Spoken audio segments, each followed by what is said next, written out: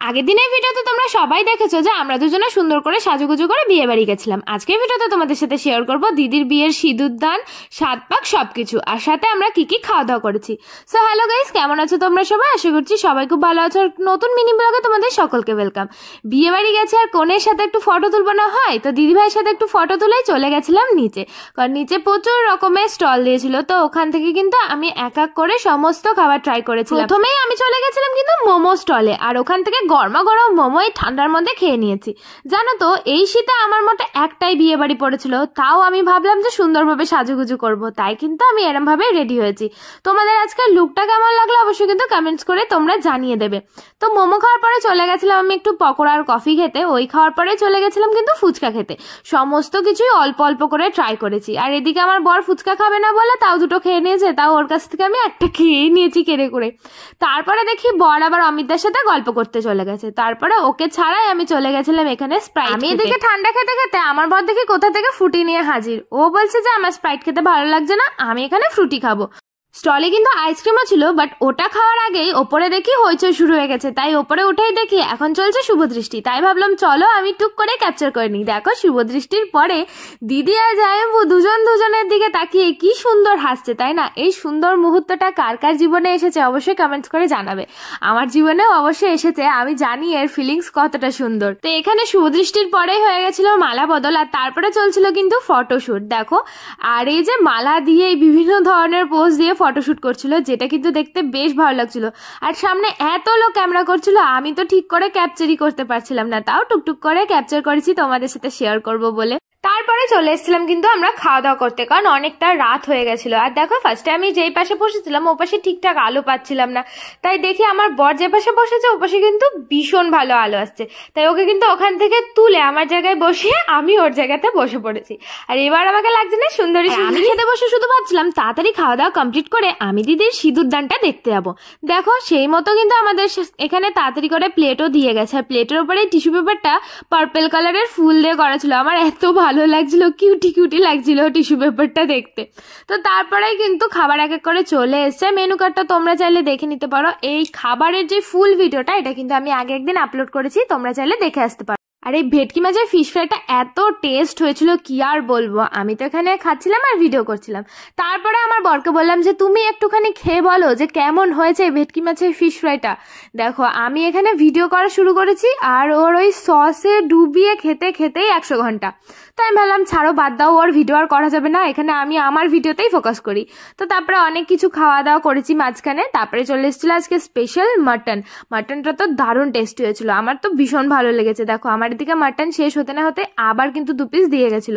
আর ওদিকে কিন্তু আমার বড় বসে পড়েছিল মাটন নিয়ে, মানে সবাই আমরা অবভিয়াসলি মাটনই খাচ্ছিলাম। মাটনটা ভীষণ টেস্টি হয়েছিল, মাটনের কথা তো বলবোই না, মাটনটা দারুণ টেস্টি হয়েছিল, যেটা আমার ফুল ফুড ব্লগে কিন্তু তোমরা পেয়ে যাবে। দেখো, এখানে আমি খেতে না খেতেই দেখি আমার বর বলছে যে দেখো এবার আমি খাচ্ছি, এবার ভালো করে ভিডিও করো। আমি তো এই কথাটা শুনেই অবাক, বাবা এটা আমার বর বললো? তো দেখো, ও ওই কথা বলে আর মুখটাই দেখাচ্ছে না, ওর মাথা নিচু করেই খেয়ে যাচ্ছে। তো এদিকে তো সমস্ত বন্ধু বান্ধবরা একসাথে বসেছিল খাওয়া দাওয়া করতে। আর এই যে ক্যাটারিং এর ছেলেদেরকেও আমার বর খুব ভালো করে চেনে, তাই কিন্তু বেশি বেশি করে মাটন দিয়ে যাচ্ছিল। আর বিশ্বাস করবে না, আমার প্লেটেও এতগুলো মাটন দিয়ে গেছে। আমি যে এটা কিভাবে খেয়েছি আমি জানি। এই মাটন খাওয়ার পরে আমার পেটে একদম জায়গা ছিল না, আমি তো নড়তে পর্যন্ত পারছিলাম না। তো অনেক কষ্টে খাওয়া দাওয়া করেছি।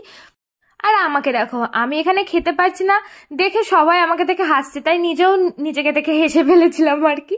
তো তারপরে আরো অনেক কিছু ছিল। তো খাওয়া দাওয়া কমপ্লিটের পরে এখন কাঁপতে কাঁপতে আমি নিচে আসছিলাম, কারণ খাওয়ার পরে প্রচন্ড ঠান্ডা লাগছিল।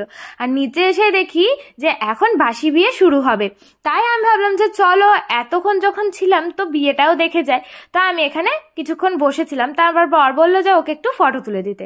তাই ওর ফটোশুটের পরে আমিও চলে এসেছিলাম নিজে একটু ফটোশুট করতে। আর দেখো, একটুখানি ঢং না করলে হয়, বিয়ে বাড়ি সুন্দর করে সাজুগুজু করে এসেছি, তাই আমি কিন্তু ওই বউয়ের চেয়ারে বসে একটু ঢং করছিলাম। আর সবার কিন্তু ফেভারিট জায়গা ওই বউ যেখানে বসে থাকে ওটাই হয়, কি বলো তোমরা? তো তারপরে দেখি এখানে 7 পাক শুরু হয়ে গেছে, তাই আমিও চলে এসেছি কিন্তু ক্যাপচার করতে। আমার এই জিনিসটা বেশ ভালো লাগে, 7 পাক ঘোরার সময় সবাই এরকম ফুল ছিটায়। আমার বিয়ের সময় কিন্তু করেছিল, বাট আমার ফোনে চার্জ ছিল না বলে আমি এই 7 পাকের ভিডিওটা আর করতে পারিনি। আর আমার ক্যামেরাম্যান মানে আমার বোনেরা, ওরাও আমার সাথে 7 পাকের সময় ঘুরছিল, পেছনে 2-3 জন ঘুরতে হয়, তাই আর কেউ ক্যাপচার করতে পারিনি। তো যাই হোক, দেখো এখন 7 পাক ঘোরা কমপ্লিট, এখন কিন্তু সিঁদুরদান হবে। আর আমি আমার বরকে বলছিলাম, কি তোমার কি কিছু মনে পড়ছে আমাদের সিঁদুরদানের কথা? মানে সিঁদুরদান সামনে থেকে দেখে না আমার স্পেশাল দিনের কথা মনে পড়ে গেছিল। আর কি বলবো তোমাদের, দেখো দেখতে দেখতে কিন্তু সিঁদুরদানও হয়ে গেল, আর এটাই কিন্তু স্পেশাল একটা মুহূর্ত। তো 3 বার সিঁদুর পরাতে হয়, তারপরেই দেখো লজ্জাবস্ত্র দিয়ে মুখটা ঢেকে দিয়ে কি সুন্দর ফটোশুট করছিল। তারপর আমি দিদি ভাই আর জায়েম্বুর একটু ফটো তুলে নিচ্ছিলাম। আর এখন দেখো এই অগ্নি সাক্ষী করা বিয়ে যেটাকে বলে আর কি, এই যজ্ঞ হচ্ছিল, এর ওপরে খইগুলো দেবে ওগুলো দিচ্ছিল। আর এই টাইমে এতটা তাপ লাগে কি আর বলবো, আমি তো আমার বিয়ের সময় এই টাইমে কান্নাই করে দিয়েছিলাম, কারণ ওই যে ধোয়াটা যজ্ঞের সেটা পুরো চোখে গিয়ে পড়ে, প্রচন্ড জ্বালা করে চোখ। যাই হোক, বিয়ে ফুলফিল কমপ্লিট হয়ে গেছে। তারপরে কিন্তু আমি সুন্দরভাবে ফটো তুলে নিয়েছি আর তোমাদের সাথে শেয়ার করলাম। আর সবাই কিন্তু কংগ্রাচুলেশন জানিও, যাতে দিদি ভাই আর জায়েম্বু খুব সুখে শান্তিতে সংসার করতে পারে। আর দেখো তারপরে চলে এসেছিলাম বরের সাথে একটু ভিডিও করতে, আর মাঝখানে ওয়ানি আমার ভিডিওটা একটু বিগড়ে দিয়েছিল, তাও কি আমি তো ভিডিও করবোই। আর এদিকে সব লোকজন দেখে আমার বর তো হেসেই পাগল হয়ে যাচ্ছিল, কারণ এইসব একদমই অভ্যস্ত না। লজ্জায় চলে গেল, বললো যে থাক আমি তোমার ভিডিও করে দিচ্ছি। তাই আমি চলে এসেছি আমার ভিডিও করতে, যেগুলো তোমরা ইনস্টাগ্রামে পেয়ে যাবে রেশমিবালা অফিসিয়ালে। তো ভিডিও করা কমপ্লিট, বিয়েও কমপ্লিট, আর এখন চলে যাবো আমি বাড়িতে। আর তখন রাত প্রায় 1:30 পৌনে 2 এরকম বাজে, আর আমি এখন ঠান্ডার মধ্যে কাঁপতে কাঁপতে গাড়ি করে চলে এসেছিলাম বাড়িতে।